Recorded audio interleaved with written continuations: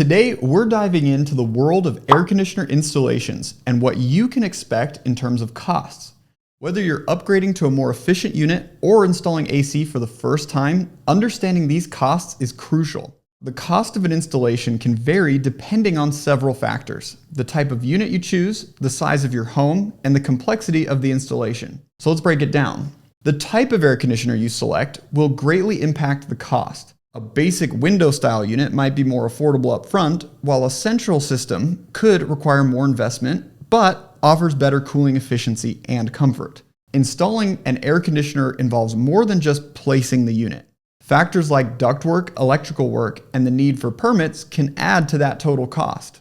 Hiring a professional HVAC technician ensures a proper installation, but it does come with a labor cost.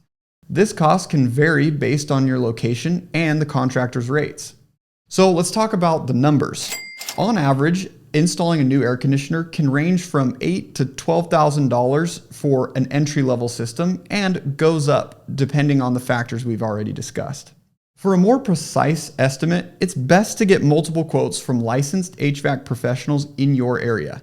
They can assess your home's specific needs and provide you with a detailed breakdown of costs. So remember, investing in a quality installation now can save you money in the long run by ensuring your system runs efficiently and lasts a long time. That's it for today's video on air conditioner installation costs. If you found this information helpful, don't forget to like and subscribe, and hit the bell icon for more tips on home improvement and HVAC essentials.